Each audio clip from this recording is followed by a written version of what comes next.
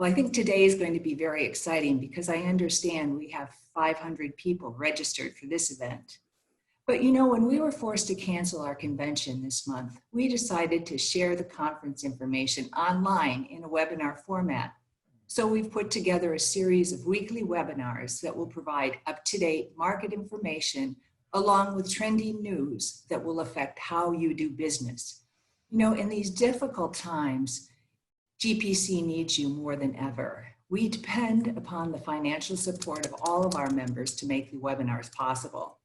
And the support you provide GPC helps us in our critical mission to increase the awareness, production, and consumption of pulses, along with advocating for open, predictable, and transparent international trade of pulses.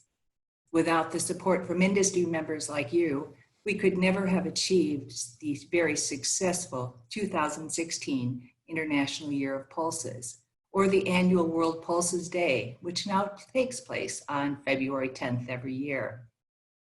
If you're not already a GPC member, please take a moment to support us by going to globalpulses.com and signing your company up as a member.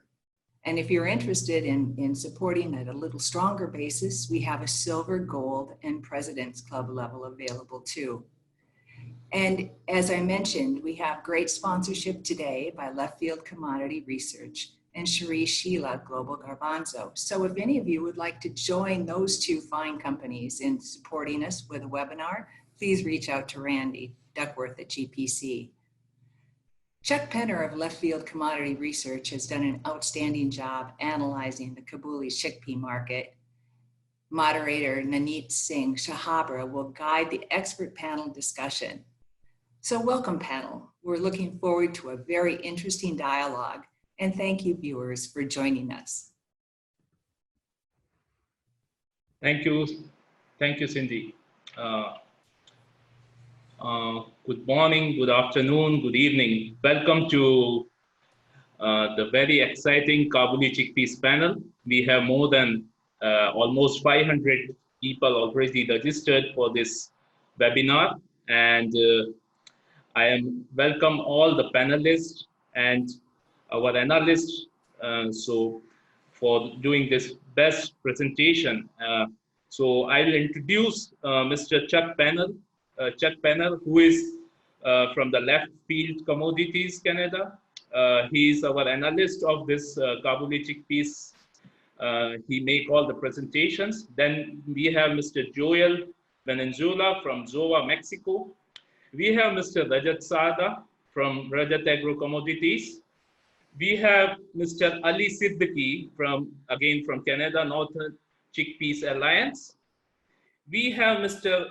Andac Kolukisa, Natural Gida, Turkey. We have Mr. Santiago Nevado from CONO, Argentina. We have Mr. Deepak Rawat from Marina Commodities, Canada. So we welcome all, and let's start with Mr. Chuck, who share his numbers and presentations to us. Mr. Chuck, up to you. Together, I thank all of the excellent contributions from the panelists to provide extra insight into their areas. So again, thank you to each of you for your contributions in this in putting together this presentation and making sure that we have the best, most accurate, and most timely information. So with that, I will start moving through the presentation. And so we are going to be focused on the chickpea market, and we're going to start in India. And let's see, there we go. We're going to start in India. And so what we have in India is we've got production declining this year to roughly 300,000 tons. That's the Kabuli market specifically, while the larger China crop is not that much changed. The Kabuli crop is down significantly. And what that does is it brings supplies down, estimated for the 2020-21 year down to about 470,000 tons. So that's a sizable drop. That's about 40% less than what we had last year. and almost roughly half of what we had at the peak in 2017-18.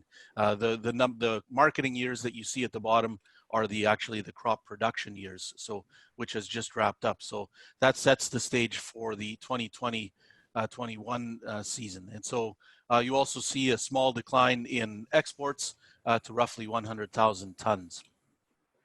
When we look at Indian Kabuli exports so far in the 19-20 marketing year, we have data up to January, and that total is just under 100,000 tons, which is a sharp drop from what we had last year at this time, which was running closer to 200,000 tons at this same time frame. So that's already reflecting the reduced supplies in the current marketing year, and again, that will drop a little bit further in 2020-21.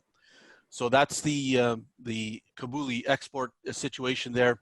And then when we run through those numbers, even with the reduced exports, you will see that ending stocks for 2020-21 will drop back to very low levels again. So you see the extreme shift in the stock situation in India. So this is probably one of the most, the largest changes in the Kabuli outlook for next year. When we look at the Mexican situation, that turnaround is continuing. Again, we had that spike in 2018, and now we have production or seeded area dropping down to just a little bit less than 60,000 hectares. And so it is responding to that price environment that we've had, that depressed price environment that we've had in the last little while. If Mexico ends up getting a 5-year average yield, that would mean production would drop to right around 100,000 tons on either side of that. And again, that's a sizable drop from just last year, which was just under 200,000 tons, and then a far cry from the peak that we had in 2018-19. So again, a sizable turnaround in the Mexican production outlook, and again, largely a response to the depressed price situation. In terms of chickpea exports from Mexico, so far in the 19-20 marketing year, we have exports just under 160,000 tons. So they might end up the year around 170 in that neighborhood. So that comes in spite of the drop already in last year's crop, but because there was so much carryover from the previous year, from 18-19, they've been able to maintain some strong exports in this next year. So that there will be some additional carryover into 2020-21, and so that will mean some. Well, I'll show you in a second, but that'll mean that exports will be able to maintain fairly steady next year, down a little bit. So when we look at this chart, shows the production, Mexican garbanzo production over the last number of years. Those are the blue bars on the chart. And so we can see that again, production has declined, but exports in 2018-19 didn't jump along with production. So that large production from 2018 is actually continued to carry over into 2019, and some of that will still be, some of those larger supplies will still be available in the 2020-21 marketing year. So that should provide room for exports of still around 160,000 tons next year. So despite the large drop in production, only a small drop in export capacity. When we look at Turkish chickpea production, and so we've these are some numbers that production numbers that are not the official numbers, but what we see is production declining to about 560,000 tons in this current in the season just coming up, and so that's about a 10% decline. So in Turkey as well, from the high in 2018, production is declining somewhat, not as severely as in Mexico and in India, but is declining there as well. When we look at exports out of Turkey, we see that the declining production in 2019 has had its effect. So volumes are down from where they were last year. Turkish exports are just under 80,000 tons for the year to date in 2019-20, which is still slightly below or somewhat below last year at about 105,000 tons. So that's so we're seeing that impact already, and just in the last month or two, the monthly volumes have slowed slightly. So I won't expect, or I don't expect to see a sharp upturn in Turkish exports over the next few months, and then for 2020-21, because of the slightly smaller crop, the 10% drop in the crop, that the exports forecast for next year would be down somewhat from this chart as well. In the Canadian situation, and this is one that I'm more familiar with, what we have is again, a sharp drop in seeded area. And so the feedback that I received from Ali and his discussions with farmers and seed growers is that seeded area would come in at 235,000 acres. If we have that's a 40% reduction from last year, and again, a sizable, even larger drop from the peak in 2018-19. If we see an average yield, which yields have been, aside from last year, have been relatively stable, that would mean that we would have production around 160,000 tons. And so again, a sizable drop there. When we look at the Canadian export situation, Canadian exports have certainly been lagging, even though supplies have been available. So Canadian exports, Pakistan is the largest buyer, followed by the US. But those exports have picked up a little bit, but are still running behind the average pace, which is the black dashed line in the chart. So we're still hoping for a little bit of an uptick in exports for the remainder of the year, as some other supplies are working their way lower in some other countries. When we look at the Canadian chickpea supply situation, what we have for next year is that large carryover that we've had in 2019-20, and there's even an even larger carryover into 2020-21 because of the weak export performance. That will largely offset the drop in production. So a small reduction in excuse me, Canadian chickpea supplies, but the overall supply level is only expected to be down slightly. And it should be said that last year's crop was quality challenged. So those supplies, those carryover supplies, will have a larger share of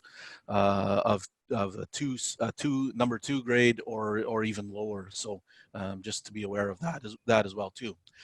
In the U.S., a large drop in seeded area. This comes from USDA numbers, so they've already released their first estimates of the year. So just a little over 300,000 acres, and again a large drop from last year, but an even larger drop from 2018. So you're seeing the pattern, of course, that's happening in all of these producing countries. When we look at U.S. chickpea supplies, they've been able to work their carryover down somewhat. That's the blue bars there. So with a smaller crop projected, and this is based on an average yield, is that we'll have supplies in the U.S. around 350,000 tons for 2020-21. And again, that's a sharp drop from roughly 500,000 tons the year before. When we look at one of the measures of usage in the U.S., what we're also expecting is that even though domestic use is declining somewhat, it's still at considerably elevated levels from it was earlier in the decade. Part of that is human food, part of that is other consumption for feed and other uses. But we expect for 2020-21 that both exports and domestic use will be forced to be lower because of the reduced supplies. So what that will mean in terms of U.S. ending stocks is, again, a sharp drop and back down to levels that we've seen in earlier this decade. So that heavy supply situation will see some easing, some relief in the U.S. as well, too. In terms of Russian production, we see a decline there as well, too. Keep in mind the one number on the far left, the 2014-15 number, that's an official number that came from the FAO, but industry players would suggest it's probably about 100,000 tons less than that. But when we look at the more recent years, we're seeing a decline in production. So expected for this year around 325,000 tons.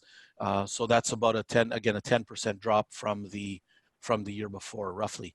So that's the chickpea production situation in Russia. When we look at the exports, they have had those large supplies, and so far in the 1920 marketing year, been running at a record pace. So just a little over about 305,000 tons so far this year, and so that's far above last year's, which was about 140,000 at the same time frame, and so we expect that will take Russian carryover down significantly just by this record pace. It will likely moderate somewhat through the remainder of the year as supplies start to be worked lower. And then for 2020-21, the reduction in carryover plus the lower production will likely cause a export pace next year to be closer to where we've had closer to an average level.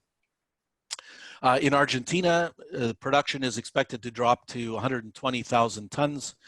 And so that is, again, down roughly 10,000 tons from last year, from the last couple of years. And again, well off the peak that we had in previous, in 2017-18.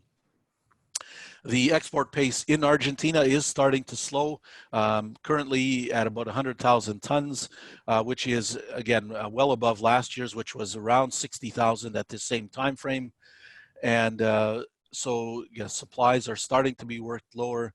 And then when we look ahead to 2020-21, likely a lower export pace, lower export totals in that year as well, too.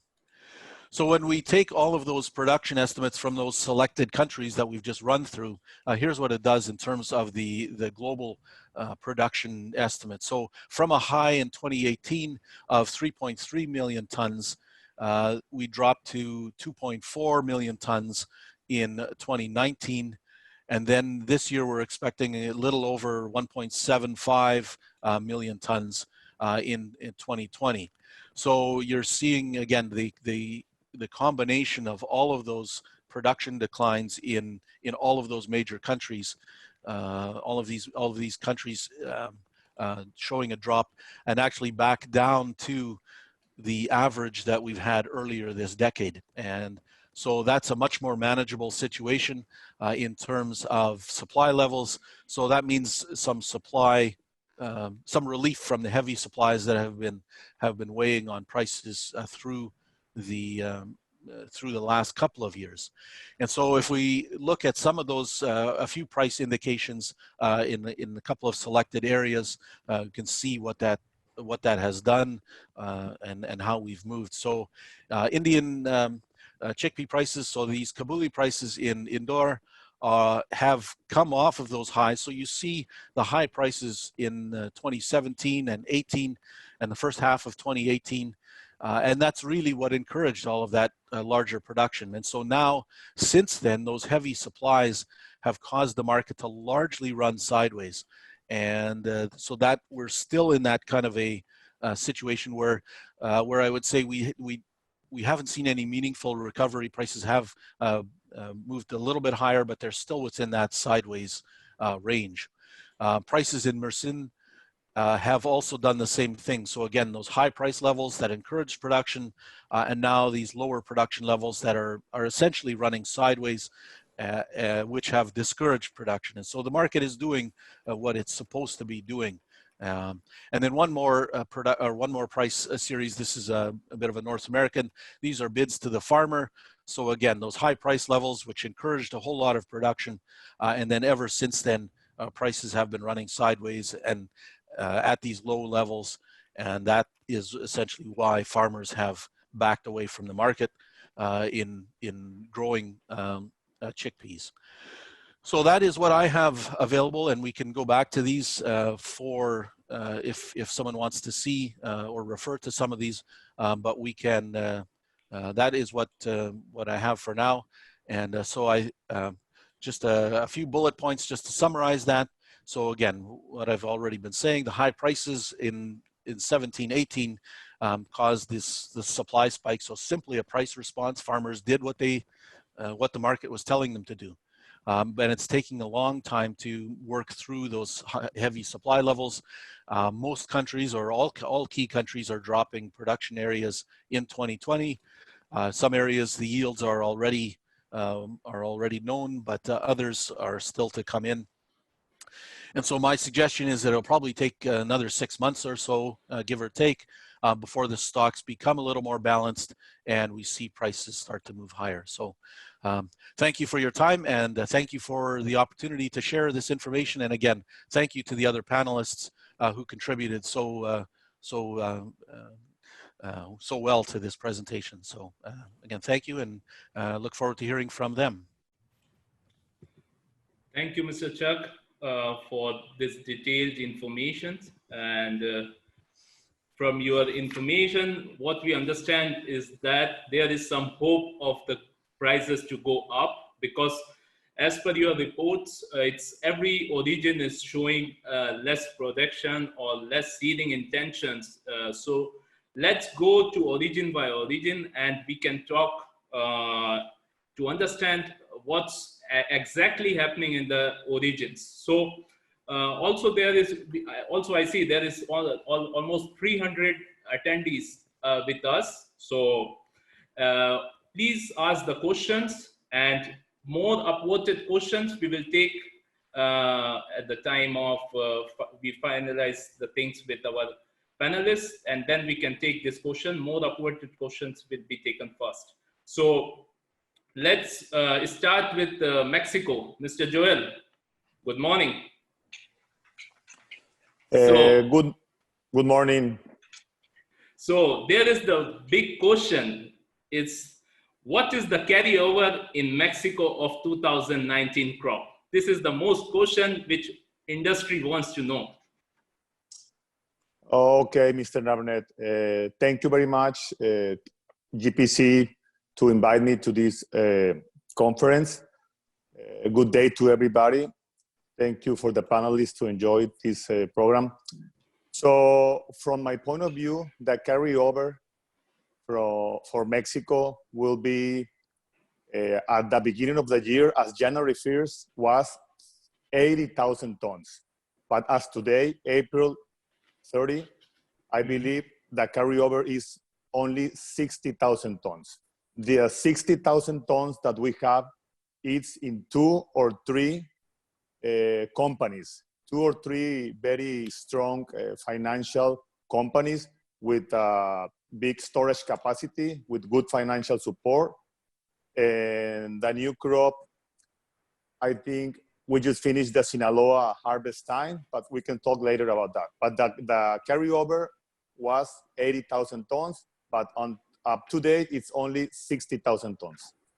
Okay, so comparatively, the carryover is also down in Mexico compared to the last year. Okay, so what is the production numbers of 2020 in the total Sinaloa and Sonora? Because Mr. Chuck advised already shared the number, but what is your idea exactly on that? My idea is that my idea is going to be the numbers in Sinaloa, 50,000 tons, and in Sonora, in the northern state of Sonora, will be 25,000 tons. So the total production of all the sizes will be 75, plus the 60,000 tons that we have of carryover. from this new crop, from the 75,000 tons, we will need to take out what we are going to remain for seeding in winter. And also now the Mexican new government, the Mexican president is putting the chickpea in some kind of federal food program aid for the massive population of Mexico. And now also with the COVID situation, Mexico wants to support the food programs for domestic Mexican side. So some of these will be used in Mexico. Okay, so what I understand from you is that the carryover is also less, and the production is also almost 40 to 50% less in Mexico. So there is a big gap. So do you think that this gap will be affect the supply side? The numbers that I have is on the 2018 total production was, in general numbers, 300,000 tons. The last year, 2019, the production in Mexico was 150,000 tons, 50%. And this year, we're going to have a production again that is going to be 50% from last year, and it will be 75% less from 2 years back. Okay, so we understand that the prices is the main concern always, but do any other concern also in Mexico that why farmers reduces the area at the time of the seeding of this year? Yes, last winter, at the time of doing the planting, the seeding, Mexico new president announced a big program to support the corn in Sinaloa. In Sinaloa, I am right now in Culiacan, Sinaloa, Mexico. The main production is white corn for domestic consumption and for animal feed. So because the farmers were getting more money for planting corn, many farmers switched from the chickpeas to corn. We're going to have this year one of the biggest crops in white corn here in Mexico. So that is the main reason, that they get more for the corn than instead of the chickpeas. Now the situation changed.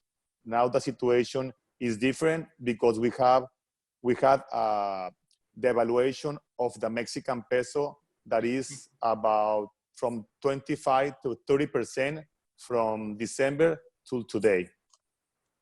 Okay, so I want to ask you, at the time of the March is starting, when the new crop is harvested in Mexico, we saw many of the exporters in Mexico don't want to buy the crop, even after they know that the crop is less compared to last year, carryover is less.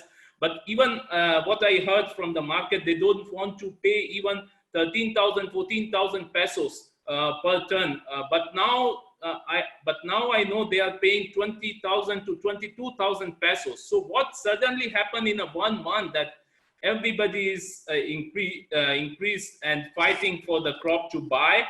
It is only because of the international demands, or it is only because of the dollar appreciation by 25 to 30%? So can you tell us about this situation? Yes, sure. At the end of March, the exchange was 18 peso per dollar. So against the dollar appreciation that is now up to 25 peso per dollar, that changed everything.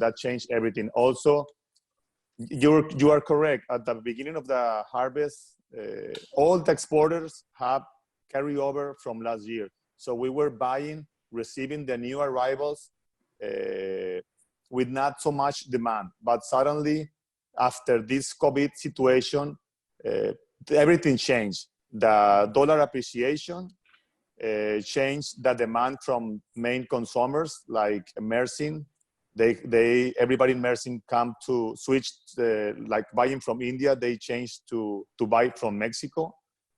And also many European countries start to do restocking because of the COVID crisis, like desperate purchases at the same time at the end of March and beginning of April. So that's why the prices that we pay to the farmers increased. Also, the exporters, we realized the real situation of the crop in Mexico is going to be very small crop. So that is the three main factors. Reduction in Mexico, big demand for food programs because of the COVID crisis, and also help us the Indian lockdown with the logistics and operations. All the world looked for Mexico for prompt shipment, for fast delivery. Mexico was ready with carryover, already stocked and already packed product. So we were ready for the right time to ship. Okay, thank you, Mr. Joel. We'll come back to you. And what we understand that the crop is less, carryover is less, and the demands is there. So let's go to India. Mr. Rajat is the main competitor between Mexico and India. So what, Mr. Rajat, good evening, how are you? Good evening, Navneet, how are you? Good, sir. So there is a strong rumors now, sir. Let me start with this. There is a strong rumors that the farmers having problem in harvesting the crop of the chickpeas. Is it right, or it is just the rumors? Well, yes, it is right to an extent, because the farmer and the harvest was going in full swing. That time the COVID-19 hit India, and the Indian government ordered the lockdown on 25th of March. Till that time, probably 50 to 60% of the Indian chickpeas crop was only harvested, and balance 40% was still standing in the fields. So it was indeed a difficult time for Indian farmer to, cope up with the lockdown measures and take care of the crop which was still standing in the fields. But eventually, 4 or 5 days later, Indian government actually allowed the farmers to go into the field and harvest their crop. So I don't think there would be any losses in terms of quantity on the crop which was not being able to harvest. But yeah, I think that the crop which was still standing and which was perfectly ripe to harvest would have dried a bit higher. I mean, the moisture percentage would have gone a little bit lower. So while cleaning or while just running it through threshers and taking out the hulls, it may result in a little more, little higher percentage of splits and brokens, which may affect a bit of, which may pose a bit of quality concerns to the farmer while selling the crop. But yeah, I think most of the crop is harvested now and is out of the fields and into the storages, whether it is in the farmer's home or in the warehouse or in the cold storages. Mm-hmm. Okay, thank you. So what is your idea on the 2019 Kabuli type carryover and the protection of 2020? Because your statement changed all the industry mind. So well, we can only make guesses, as you know, because there are no actual facts and figures available in India. You yourself know that there are no government surveys, which actually give us the right planted. And in India, since it all gets mixed up with the daisy chickpeas, so the actual figures that come out is a consolidated figure of daisy chickpeas as well as Kabuli chickpeas. But in my opinion, the sowing for Kabuli chickpeas has gone down this year, and likewise the production has also gone down. But let's first take a look at the carryover from last year. In my opinion, the carryover from last year is not more than 70 to 75,000 metric tons, which is out of which most of the product I would say is weevilled. Okay, only 5 to 10,000 tons of product would be securely stored before it got weevilled into the cold storages. So most of the product that is in the storages right now from last year's carryover is weevilled. And the production figure, according to me, for the Mexicans Sinaloa type chickpeas would be somewhere around 280 to 300,000 tons. The harvest for 2020. Add to it another 40,000 to 50,000 tons of the smaller caliber or the Spaniola type, which is grown in certain parts of India, in the state of Maharashtra, MP, in parts of Andhra Pradesh. That would contribute another 40 to 50,000 tons of chickpeas, but I don't think that makes a significant difference because it doesn't really go into the export market, and majority of that is consumed locally. Mm-hmm.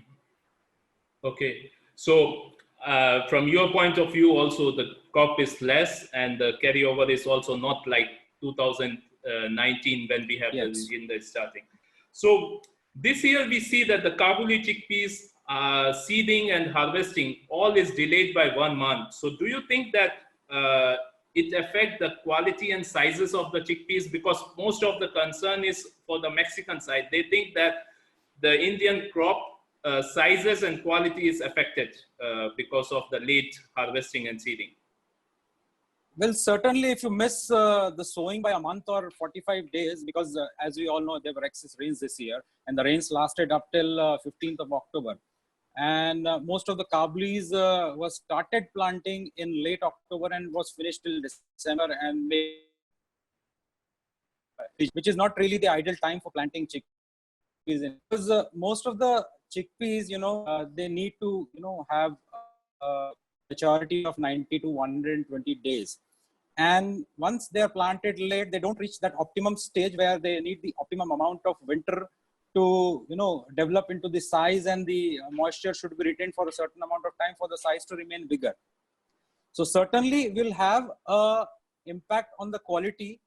I would say the quality will not deteriorate, have not deteriorated in terms of the color, but in terms of the percentage of the bold Kabuli chickpeas that we received this year, there is a significant difference. Okay. For instance, last year, we used to get up to a minimum of 50% to a higher of 60 to 75% of large caliber, which is 42, 44 and 44, 46 out of the raw material. But this year we are experiencing a definite drop in that percentage terms. Okay. The bold quality, which is 44, 46 or 42, 44 is now coming out only to be 30 to 40, 45% maximum. Okay, which is certainly going to reduce the actual number of large caliber chickpeas available in India for export, because most of the large caliber goes for export, and 8 millimeters and 9 millimeters is consumed in India because it's in price. So yes, there is a definite impact on the quality. Okay, so my last question to you is, many origins want to know maybe this, especially for the Russia, with the 44% of the duty, do you think because of the less production in India, do you think that India will be a buyer for this year for the chickpeas of any origin? Well, Russian, as you know, world over it is substituted for Kabuli chickpeas, but in India it is a substitute for desi chickpeas. Primarily goes into grinding and creating the chickpeas flour, which besan, which is commonly used in the savories in India. In India, the desi chickpeas crop this year is pretty good, and I think there'll be ample supply of desi chickpeas available to us throughout the year in India. And I don't think there's any need for India to import Russian chickpeas.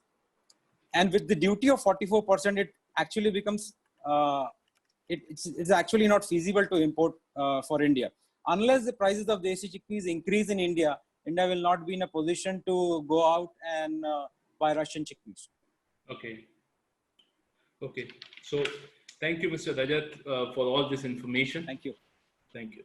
So now, after we completed the session of India and Mexico, which almost harvesting is done and everything is, we have the numbers of the crop, we have the carryover numbers. Now, in the chickpeas industry, the 5 other things which affect the future market is how the crop will come in the USA, Canada, Turkey, Argentina, and Russia. So to cover this, we'll go first to Mr. Ali Siddiqi from Northern Alliance, Canada. So Mr. Ali, how are you? Good morning. Good morning. How's everything? Yes, it's fine. So Mr. Ali, let's start with what is the carryover in 2018 and 2019, I mean, out of 2018 and 19 crop, how much is the carryover is available now in USA and Canada? So first of all, Navneet, all the panelists, all the audience, thank you for joining us. And this is truly a very special event put together by the GPC. So thank you for having me as a speaker. Navneet, this is a very important question for Canadians, Americans, and for the rest of the world. The numbers that Chuck has presented I have spent the last several days validating those numbers on the ground in several communities in the US, in Alberta, Saskatchewan of Canada. And in Canada, I will say that the numbers are probably just a little bit less than what the statistics are being displayed. I would put the number at an even 150,000. And this is carry forward that is rolling in from the last 2 years, right? Mm-hmm. And this is the Canadian situation. Now, in the US, I would say that the number is actually a little bit larger than what the number is being presented. And this variance of 25,000 tons, by the way, is very, very normal in any country, right? Yeah. So in America, Navneet, I would actually put it just over 100,000 tons. So 150 in Canada and 110,000.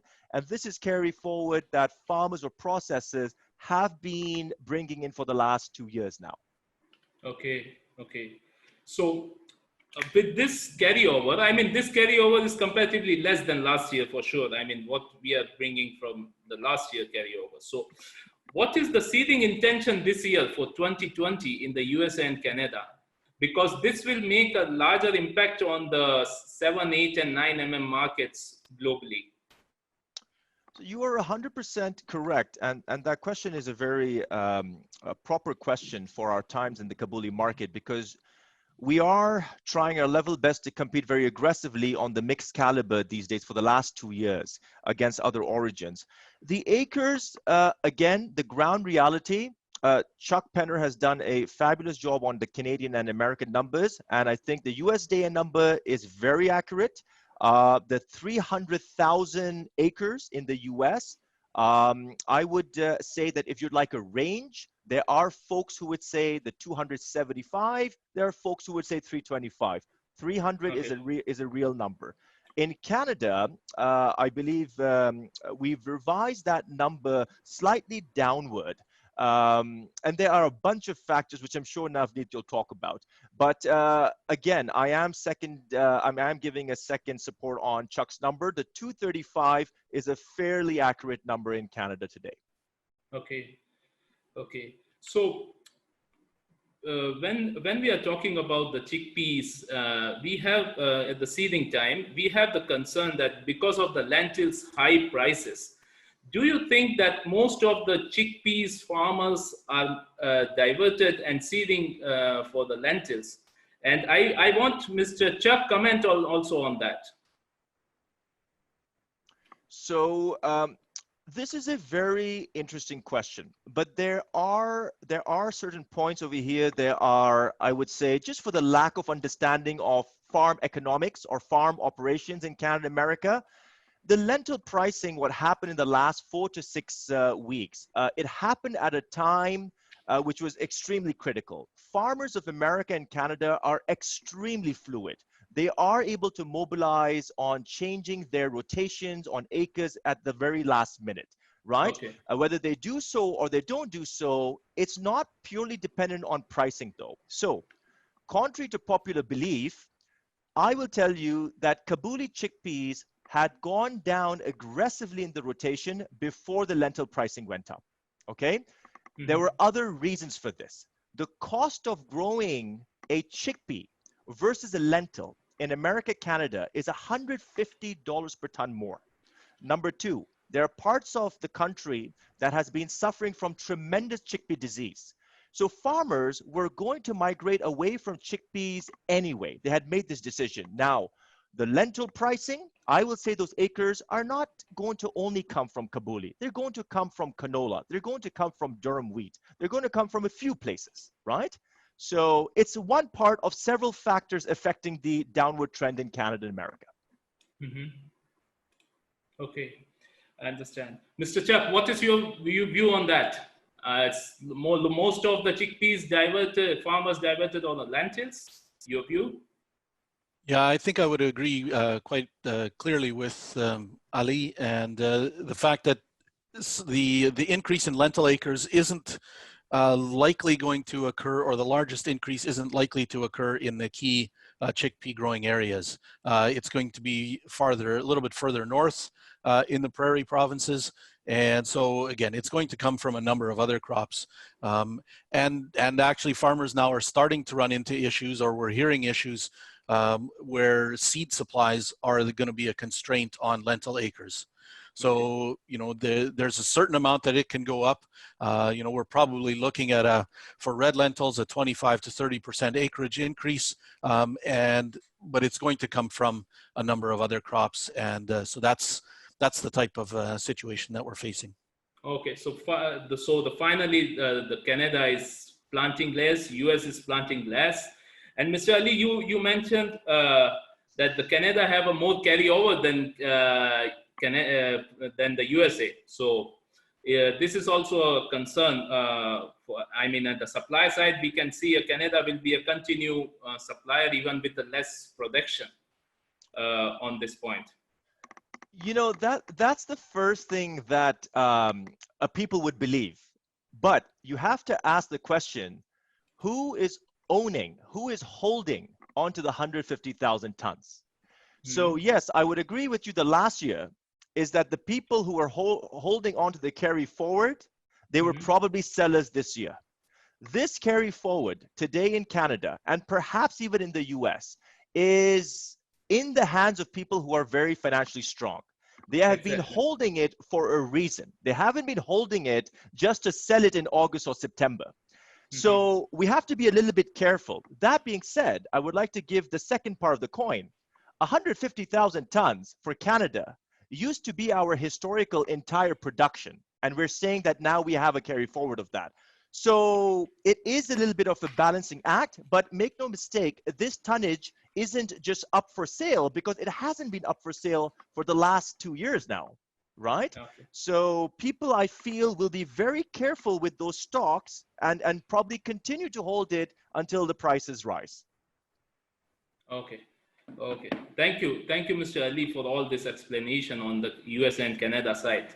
Mr. Andac, how are you? Thank you. Thank you very much, Namit. Okay. So when we talk about the Turkey, first nowadays, the things come in the mind.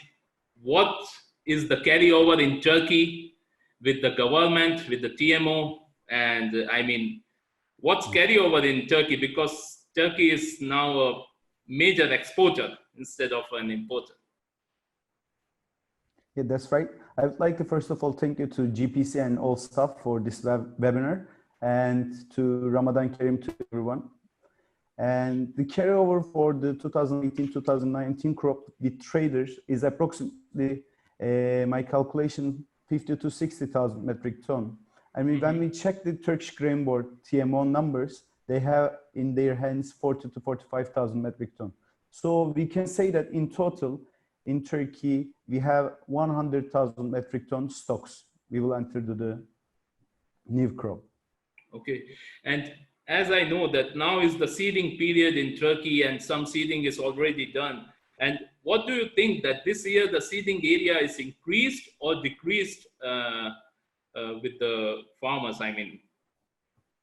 I would like to say, like, it's almost seeding completed, 98%, like almost 100% is completed on the high altitude places like Kayseri and Sivas region completing right now. But we can say that the rest of seeding completed. And when we see southeast part of Turkey, Adıyaman and Gaziantep region, because of the wheat price increasing, they switched to, instead of chickpeas, they planted wheat. So, but this area is only producing like 10% of the production, and they decrease like 40%, 50%. So total production area will be, I think, 95%, 90%. I will agree with chart from the Czech. So 10% maximum decrease in the plantation area. Okay, so what is the number of the crop you are expecting? Like, my numbers is totally different than the Turkish statistics tweak numbers. So I expect they had, like, last year they had 630,000 metric ton, but I assume this year the numbers was 400,000 metric ton. So if we say like 5 to 10% less, this year number will be 380,000 metric ton. So there is a big difference between the government number of 600,000 tons and what the industry is assuming. So it's a big gap, but obviously we need to understand what the industry people is believing on those numbers. So the TMO, what is the price TMO is planning to pay, and what according to what farmers plant the chickpeas, even with because of the prices, TMO is paying high prices to the farmers? Last year, the price was 3.3 and farmers was happy. So they planted chickpeas, especially the Central Anatolia, and they were happy. They sell to the TMO. And when we calculate with the comparison to last year US dollar, it was 5.85. So they got like $565 in their hand. And I expect this year TMO will announce, I think next week or a couple of weeks later, a higher price than 3.3. So they will introduce like 3.4, 3.45 Turkish lira. And for the market, also Turkish currency depreciate only more than 15% or 16%. Right now, Turkish currency is 6.95. Right now, it's on my TV, almost 7. So the price is coming to $485 or $500. So which is very competitive in the global market. Okay. So rather than a question, I just want to observe a discussion with you that Turkey is used to an importing country, but we see last 2 years the Turkish government is staying at the import duty of 19.3. Earlier they removed this duty for 2 or 3 months, but now the Turkey is not importing the 7mm, 8mm and 9mm from all of the parts. They are only importing the Mexican type or Indian type bigger calibers for the transit trade. So can we say that the Turkey is the net exporter for the next coming years? Because Turkey is deciding the price nowadays for all the nearest destinations like Pakistan and Europe. So what is your point on that? My point, according to the prices and government support, the plantation area is good and they will produce almost same crop comparison to last year. And Turkey will produce 7, 8 and 9 mm. So there's no production of high calibers like 12 mm, 11 mm. So Turkey still continue to buy Mexican and Indian high caliber chickpeas. And I just checked the numbers from the Export Union and Custom. Turkey did from January to April export 35,000 metric ton and important 28,000 metric ton, which is mostly from India and Mexico. And when we see the transit trade, it's approximately 30,000 metric ton. And mostly it's going to Iraq and other markets, MENA region. And it is, some of them is Russian chickpeas, some of them is Mexican chickpeas. And it will still continue. Turkey will be an exporter. Seems like, depends on the currency and COVID situation, which if it seems like that, if it's continued, the currency will support, Turkey will become exporter to Pakistan and Middle East region. Okay, so Turkey will be an exporter for all the coming years. So there is no chance for the Canadian and US exporters to export too much to Turkey with the 20% of the duty. Anyways, Mr. Santiago. Hello, Navneet, how are you? Yes, good, sir. So when we are talking about Argentina production number in the 2019 October, November, and what is the seeding intentions? Because it make a very big difference on the prices movement in the coming months. So what is the seeding intentions for 2020 crop in the Argentina? We know that the 19 numbers you already and Mr. Chuck said that it is more or less 120,000 tons. Okay.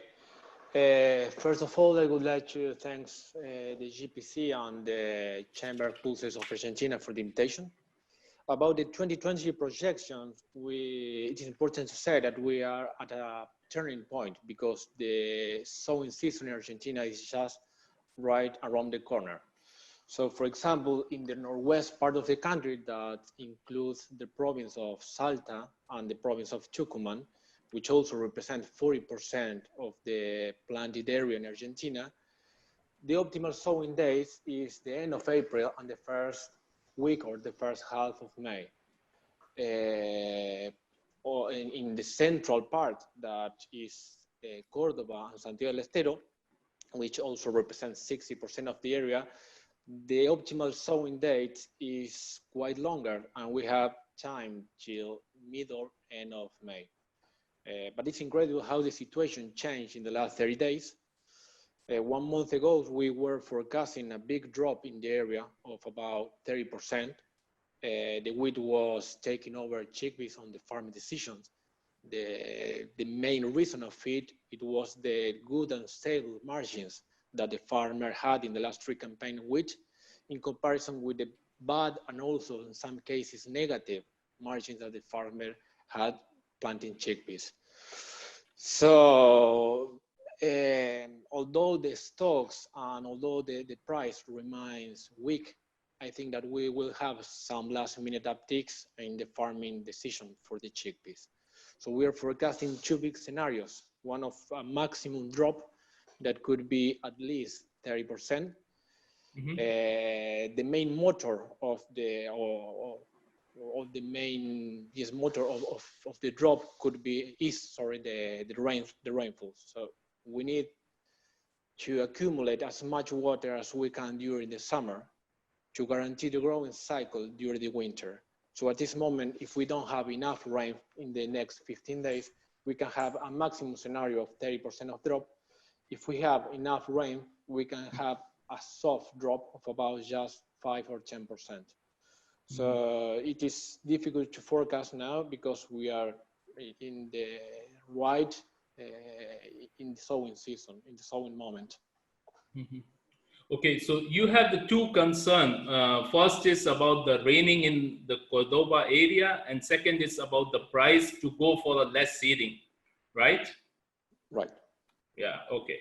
So how much, let's say like we see on the 2019 number, how much crop is exported from the Argentina out of 2019 crop? Because the numbers is different what we understand is.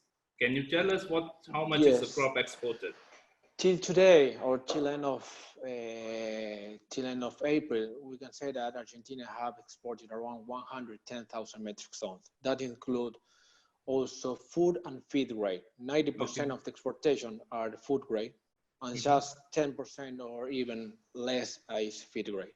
Our main destination, it was Pakistan, that surprisingly, they have bought more quantity than 2016 year. So it's followed also by Italy, which have bought around 12% of that. They have around 12% or 15% of the market share. And in the third position, we have Spain with just 5,000 metric tons that represent 50% of the usual purchase capabilities. So if we take into account the total exportation and a normal flow or a soft drop in the flow of the exportation for the upcoming month, also the affidavits that the farmers have declared for till July, we are going to end 2019 crop or 2020 years without non-ending stocks.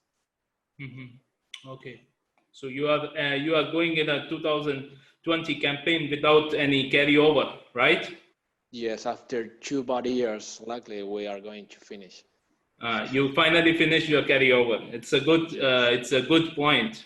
Yes, so, also because the carryover that we were carrying was a very bad quality carryover. Exactly. 70% of it was a second quality and 30% of feed grade. So in the coming months, do you see the continued demands from the Pakistan and Europe market?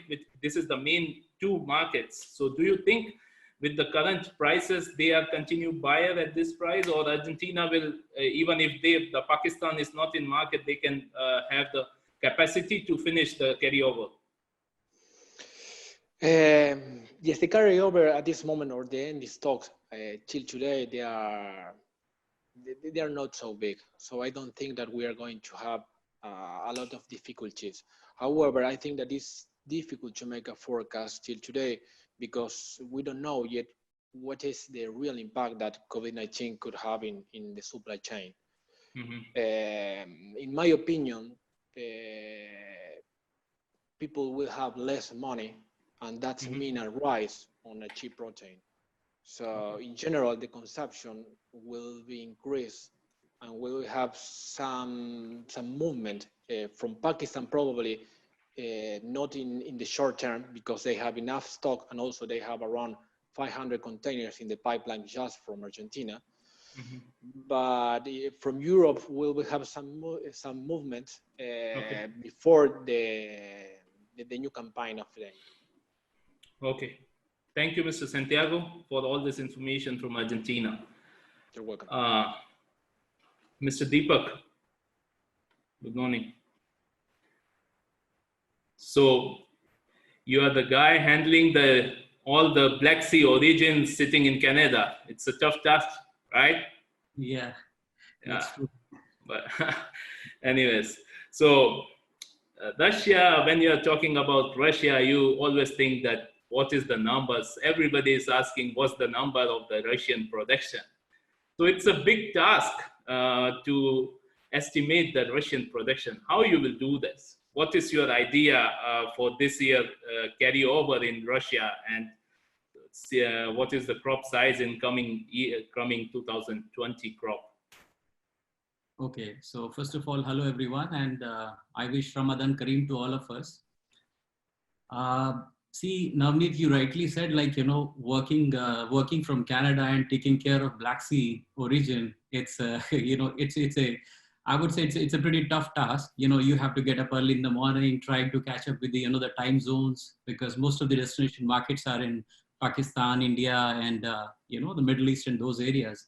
Exactly. So, well, but it's been a habit now. So, you know, once you become habitual, you know, things come handy. So, not an issue on that. Coming back to Russia, like, you know, as first of all, I would like to thank Chuck for a wonderful presentation on the Black Sea numbers, because, you know, when we talk about countries like Black Sea, practically there is no data available. You have to talk to the traders, you have to talk to the farmers, you have to talk to, you know, the different industry participants, and then you have to draw your own, you know, conclusions on numbers and something like it. There are some numbers available, say, for the whole pulses in countries like Russia and Ukraine, but they are pretty weird, and you cannot take them as, you know, the right numbers. So coming back to, like you said about the carryover and the production. So as Chuck has rightly said, like, you know, the production in most of the countries are going down. So in Russia also, like when we talk about Russia normally on an average produces close to, say, like 300 to 350,000 tons per year. This year, initially, like, you know, I would say 2 months ago, farmers were thinking about, you know, dropping the production by about 30%. But lately what has happened, because of the moisture levels, which has really gone down in Black Sea, and they do not see too much of rains happening. So I would say too much of dryness. So lately there has been a shift, say, so which was supposed to be down by 30% compared to last year, should be down by about 10 or maybe a little lesser. So I would put a number of something close to 325,000 tons for this year crop in Russia. Now, what is happening coming to Ukraine? Like, you know, when we always talk about Black Sea means Russia. Ukraine is also a country, like, you know, which is ramping up its production. So if you see 5 years ago, they were hardly known as, you know, Kabuli chickpeas suppliers or exporters. But today, like if you see last year, they produced close to 50,000 tons. And this year, they will be one of those countries who will be increasing the production rather than decreasing. Now, there are various reasons for it. Like, you know, Ukrainian Kabuli is a little different from Russian Kabuli because Russia produces 90%, or I would say even 95%, which is B90 type, which is a round shape type. But when you go to Ukraine, Ukraine has a very diverse, type of basically, production in terms of calibers, in terms of sizes. Lately, we have seen Ukraine producing as high as 10 mm caliber sizes also. Of course, the production is very minuscule. Like you can't talk about, numbers or compare it to other countries right now. But people are, becoming more educated. They see that there is a premium in the market for high size caliber cargoes. So that's the reason, people are increasing the production. And I would say this year production numbers would be close to 65 to 70,000 tons in Ukraine.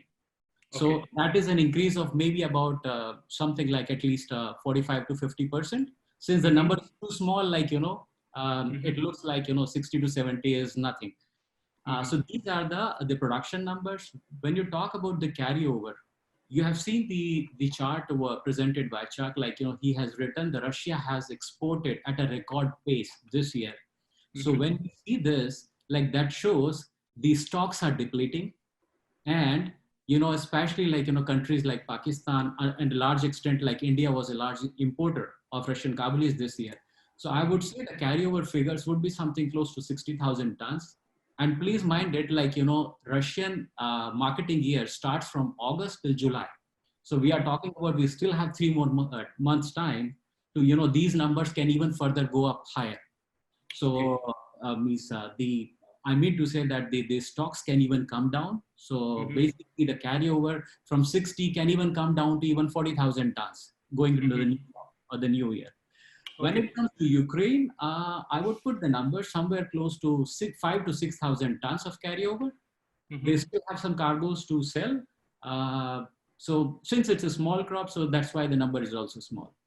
Okay, so what we understand is the Russian export numbers are too big. So we know that the Russian crop mostly traded in Pakistan, India, and Turkey for the transit freight. So with this, the current situation, on which I need the comment of Mr. Rajat also, with this situation of the current desi crop of India, if India will be out of the market, do you think that the next year Russia have the same export number, or Russia will be left with a carryover? So Mr. Rajat, what is your first comment on that? Well, India had been one of the biggest buyers of the Russian chickpeas in last 5 to 7 years. But with the imposition of 44% import duty on import of any chickpeas into India, this volume of import has certainly gone down. And in current scenario, I don't think India is in any position to import Russian chickpeas, because the prices of desi chickpeas are way below the cost of Russian chickpeas plus the duty amount which is imposed by Indian government. Okay. In future, if we see an escalation in the prices of desi chickpeas in India, then certainly there will be room for Russian chickpeas to come into India after payment of duty. Okay. But what I can see is that Russian chickpeas are now making their forays into different countries. Earlier, we used to see that Russian chickpeas were only consumed in Turkey, India, and Pakistan. But I think a lot of Russian chickpeas are now going into the UN tenders. It is also going into a lot of European countries. And I think the Russian chickpeas have found its way into the canning industry as well. Hummus industry is now using a lot of Russian chickpeas because they are doing, they're just okay with the taste of the Russian chickpeas into the hummus, and it is just blending well. So I think Russia is on a regular basis, they're exploring newer markets for themselves, Okay. Mr. Deepak, the same comments? Yeah, so I do agree with what Rajat has said to large extent, that without India, Russian exports numbers will struggle. So, when we talk about the major importers of Russian Kabuli, I would put Turkey, Pakistan, and India put together, something constitute about 75% of Russian Kabuli imports. And rest of the other countries like Egypt, EU, then you have countries like Jordan, Saudi Arabia, Dubai. They constitute to only 25 to 30% of the total exports out of Russia. But as Rajat also pointed out, that yes, there is a growing demand for Russian Kabulis in the humus industry. Like I have a supplier in UK, like, he's saying that the consumption of humus is growing and they need more Russian Kabulis, because you see, when you talk about Kabulis, like Russian Kabulis are the cheapest available Kabulis in the world. So, people tend to prefer, because now, any commodity is becoming more price sensitive. So this is, yes, the consumption will definitely grow. With regards to India, as he rightly said, like, right now it's difficult and premature to say anything about the Indian imports of Russian Kabuli, at least for a quarter. But nobody knows what happens down the line. Say after 3 months, India is back again in the market, or India may reduce the duties or something. But with regards to your question, yes, without India, definitely Russian numbers will struggle. I would not say for example, today's imports of Russian Kabuli by India is, say, like 75,000 tons. So out of 75, maybe it can make up for 30 to 40, like 50% from different regions, but still it will struggle for about 50% of Indian share. Okay. So Mr. Deepak, we are moving out of time. Last question from you. Pakistan crop less estimate of the Desi brings a smile on the Russian chickpeas industry? I would say yes. Okay. See, what happens is Pakistan, like, I think somebody pointed out before in our communication that in Pakistan, Desi is used as mainly as a replacement of Desi crop. Now, few months ago, like, people were talking about a huge figure of 800 to 850,000 tons of Desi crop. And now when you talk to the market participants or the traders, like, they talk about a crop of probably close to 500,000 tons. So from 500 to 550. So you see from 800, it has already come down to 500,000 tons. Secondly, now, not only that the Desi, the usage, there are different uses of Russian Kabuli in Pakistan. They use it in splits, they use it as a whole, they use it as, as a base and, like, grounding and making the powder. So the usage is increasing. And at any time, you see, it's available more compared to the Australia. Like, Australia has struggled as a consistent exporter in last 2-3 years. So there, the consumption of Russian Kabuli is increasing in Pakistan, and more so this year. So if I put a figure of 80,000 tons of imports of Russian Kabuli by Pakistan, so in this scenario, because of the Desi short production, Desi crop, I would say, I would not be surprised that next year if we'll see that 25 to 30,000 tons of increase in Russian imports just because as a substitute to Desi. That could happen. Okay. Thank you, Mr. Deepak. We are now out of time. It's very less time. So let's take a question. The first question, Mr. Shem Bogusholu, do you expect any decrease in the small size chickpeas from the Black Sea origin? Mr. Deepak, small size chickpeas from the Black Sea origin, do you think that it is decrease? You already answered, I think. Yes, I have already answered, but I would say, like, when you talk about Russia and Kabuli, like, we don't have a grading like, in other countries. It's more a mixed type, which is 4, 5, 6, and even up to 7. Only in certain cases you find 8 mm or above 8 mm sizes. And that is also very less in production. So it's very difficult. There are no official figures on, the caliber size. But I would say, including Russia and Ukraine, I would say it will be more or less balanced production put together, or maybe a little less. So I would keep it very close, because the production is coming down in Russia, but little bit increasing in Ukraine. So I would put the figure maybe neutral to little down. Okay, thank you. Then we have a question, Mr. Ali, you want to take it. What percentage of the carryover in Canadian chickpeas are feed quality? Mr. Ali. That's a really good question. Honestly, let me bring this to light. When we say we had a disaster in one part of one province of Canada, right? So first of all, in my opinion, I think we will be taking on a bit of the carry forward that is lower quality from this year. But I remind you that, again, the people who have been carrying forward in North America have been carrying forward quantities from the last 2 years now. And the last 2 years has been some of the most exceptional quality that Canada America has seen in terms of its color, in terms of its sizing profile as well. So if I was to put a number, I would perhaps say 20 to 30,000 of that number would be on the lower quality, right? Because think about it this way, Navneet. If I was a farmer, if I had good stuff and I had poor product, right? What would I want to get rid of? What would I hold on? Obviously, I would like to get rid of the poor quality. So we have moved a lot of poor quality this year out of the province of Saskatchewan. So I would say not more than 25% would be the poor quality, man. Okay. So, Mr. Chuck, this question is for you. What adjustment do you anticipate to 2019 Canadian crop carryover on account of the spring thresher Kabulis needing to be allocated to domestic feed market, excluding pet food due to elevated levels of mold?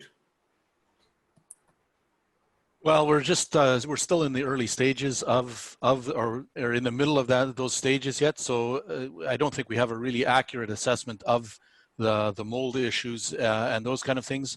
But it certainly is a challenge. I think the harvest progress that we made last year was reasonable. I think there's probably only a small percentage of the less than 10% of the crop was left to carry over into spring harvested. So it is smaller amounts. And just to also mention the question that you had for Ali, we have in previous years, the last couple of years, we've moved a lot of the lower quality Kabulis into the pet food market, as was mentioned in this question, and that market has shrunk in the last year because of some ill announced research results from the US FDA. But that size of the market has shrunk, so it is getting more difficult to move that lower quality into that particular market.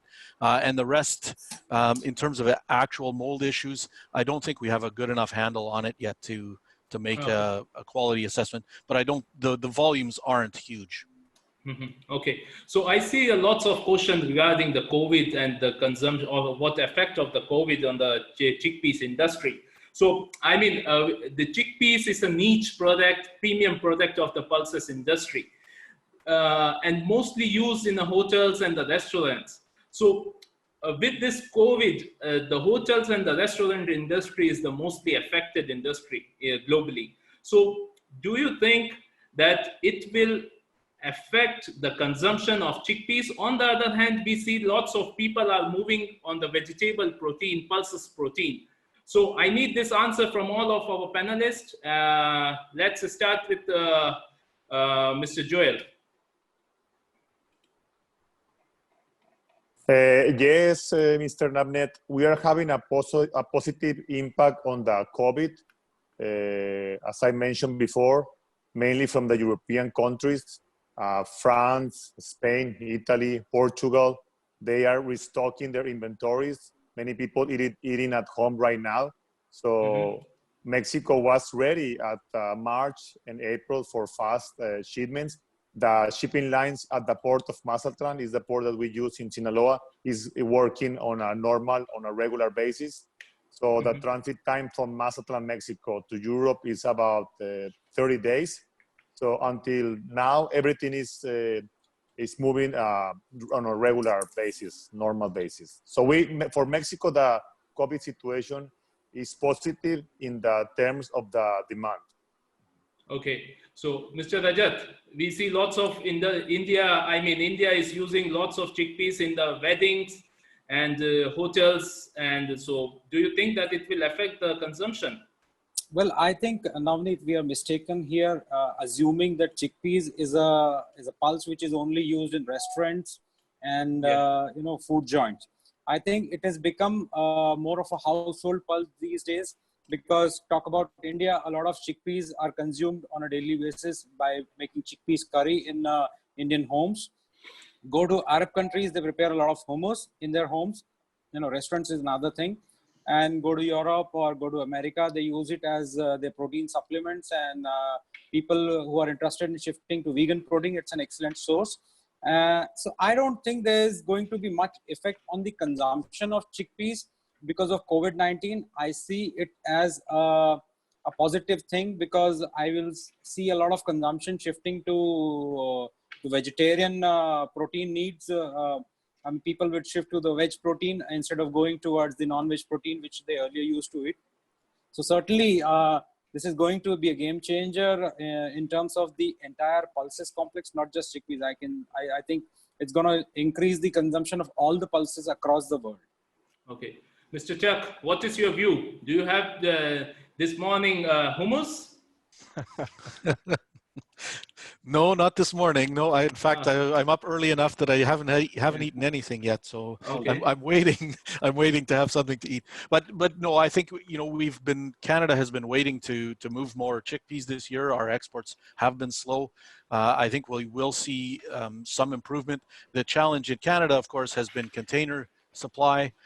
So that has been an issue, getting containers back. But I think there is some movement or some resolution improvement in that situation. So I think it will help move more chickpeas out in the last few months of our marketing year. And it's, the beans and lentils and those ones are the ones that have seen the biggest response, but chickpeas, Okay. I think too. Yep. Okay. Mr. Andac, what do you think about I this? think about, comparison to the chickpeas, lentils, and then white beans prices, comparison to those prices, chickpeas was very cheap in Turkish market, and people are bought big quantities in the domestic market. And due to the COVID pandemic panic, we can say that. And also another issue that they are putting more chickpeas in the Ramazan aids. So for those helps, instead of like half kilo white beans, they are putting 3 kilos of white chickpeas. So the consumption is increasing in domestic market, but also all restaurants are closed and they have big consumption of hummus. Because of hummus, they had chickpeas consumption, but that consumption is passed to the household consumption. Mr. Santiago, do you think that whatever demands coming to Argentina from the Europe because of this COVID situation, it's artificial demand or it is actual demands? I think that both of them, probably. Okay. All the media around the COVID-19 first generate a panic, and the panic probably led to a spot increase in the demand. When people usually buy one can or one package for the home, they went to the supermarket and they bought 3, 4, or 5 just to have enough stock in their houses. So we have, in the short term, we have like a spot demand that is a big. After that, we can see that is what we are seeing now, that they are stopping making purchasing. But in general terms, I think that the cheap protein, people will have less money, and that's mean an increase in cheap protein. 1 kilogram of a vegetable protein is at least 10 times cheaper than 1 kilogram of an animal protein. So I think that the steadily rise that we have seen in the last 10 years of the vegetable proteins could be changed into an exponential rise in the short term. Okay. Let's go to Mr. Ali. Mr. Ali, what's your feedback on that? Yeah, it's a great question, but it's also a fully loaded question, right, from the audience member. You have to break it into 2 parts, man. Traditional demand and modern family demand of pulses, right? I'm really happy to hear from Andac from Turkey that the government and food aid has been rationing chickpeas when they're distributing it to the people who need it. But that hasn't been the case in many other parts of the world. They have been rationing a lot of lentils. The answer is, man, COVID-19 has definitely affected domestic consumption. No doubt about it. In North America, the segments that reacted were the hummus consumption, was the canning consumption, was the retail packages that put it on the products on the shelves, right? That being said, this is temporary. anytime a matter like this happens in the world, yes, the supply and demand is in flux right now, but this isn't what will continue once COVID-19 is done. The modern family demand of pulses is what I am most excited about. It is being led by North American consumers and European consumers. And honestly speaking, that is where the pulses world will really see the future. Okay. Mr. Deepak, your comment. Yeah, Navneet, first of all, like you talked about COVID-19. So first of all, I wish and pray that, we come out of this COVID as soon as possible. And, we are back to normal lives. Like coming back to your question related to COVID demand, I agree with Ali that, the world has seen, I would say unprecedented increase in pulses or legume demand, especially from North America. It has to be manifested. So what we have seen recently in COVID in most of the countries is the spot demand, the supplies got dried up, like especially in the supermarkets and those type of places. But we have to see it really happening on the ground when I say in terms of imports and exports to large extent. But yes, definitely there has been an increase. And I would say that it will take some time, for us to see like, maybe after 6 months, maybe after 1 year, once we, come together again and speak, and then we can say, yes, because of this in last 6 months or last 3 months, the demand has gone up by 5% or 10%. I don't see too much, because there is also another factor, like, which I think we have to keep in mind, that a lot of meat plants, especially in North America, you talk about Canada and USA, they have been closed down because of this COVID condition. So people are not given the choice of non-veg. So once they're back in the, the market, then definitely some demand again will shift to that side. So it has to be a natural one. I think it will take some time for us to see the real, that exact demand. Okay, so it's a time for wrap up. Last question I just want to take from all the panelists. Mr. Joel, how you see the market in coming, just very fast, you are coming in 2-3 months. Well, how you see in the price is concerned?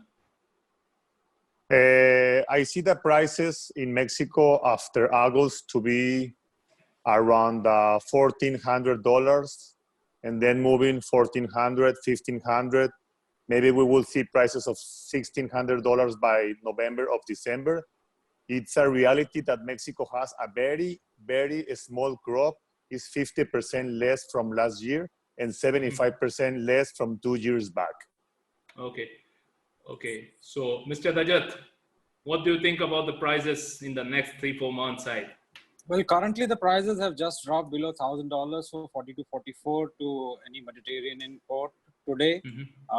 Going forward, I see that the prices are definitely going to increase, because the levels at which Indian chickpeas are currently trading are pretty low levels, what probably lowest in what we have seen in 3-4 years, because it went past 800.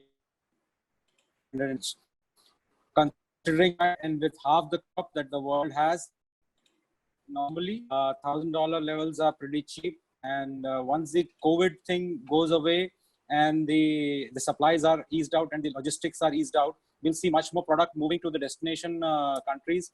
Also, currently the demand has slowed down because the Ramadan has already started. So that's why we're seeing the drop in the price that we have seen in last 2-3 days. Okay. So going forward, I see the prices are going to increase. Okay, thank you. Mr. Andac, Turkey plays important role nowadays. What do you think about the new crop prices for 8 mm to Pakistan? I think it really depends on the TMO, Turkish Grain Board purchase price, because it will very important TMO price, and Turkish dollar currency is depreciation. If it's continued, the price will change a lot. So we can say the range between 540 to 580, because we don't know the currency, we don't know the TMO price yet. We will learn soon. Okay, thank you. Mr. Santiago, Argentina. I think that the stock consumption ratios, they are closer to normal or closer to an average. So I think that the prices or the spot demand will push the new crop prices around closer values than average. That is 700 for 7, 800 for 80 millimeters, and 900 for 9. Okay. Mr. Ali, what is the news from US and Canada? Finally, the numbers, because everybody at the end in the commodity, everybody wants to hear the price. You know, I appreciate all the opinions, and I would like to, the trajectory, the opinions are aligning with the numbers that we are seeing around the world. The fact is that August 1st, 2020 versus last year's August and the year before, the world's supply is definitely come back down where it was supposed to be. That being said, we all have carry or forward stock. Now, I can speak to how our people will behave in Canada and America with our carry forward stocks. I do not know how the TMO, how the stocks in Mexico, how the stocks in India, how those farmers and traders will behave. My prediction is that I am going to support Chuck's opinion that 2021 is the year for Kabulis, but we are at the bottom of the price in the world on Kabulis. Nobody should expect the pricing to open what they were in the last 2 years of our combines or anywhere else. I will say one thing, and I appreciate Mr. Andac's honest opinion. The world has changed in a way that before, India and Mexico would start the cycle. In my opinion, it is actually Turkey that's going to start the cycle. What Turkey has into the Middle East and Pakistan and that region is the biggest advantage that Canada, America, Argentina will never have, which is 15 to 20 days transit, right? So I think Turkey will set the tone, and from there, the world should recover. Mr. Deepak, what will be the price finally to Pakistan for the new crop Russian idea price? Navneet, currently the prices are around about like 380 levels, which I believe on the lower or the lower side of the band. So with the new crop, with the expected more demand and the lesser production, I would feel that, you know, the prices would be at least 400 or 400 plus on the new crop side. Okay. Thank you to all panelists. Thank you, Mr. Roman. Thank you, Mr. Randy. Thank you, Mr. Chuck, for everything. And we have lots of questions unanswered because of less time, but Roman helped us to increase the time.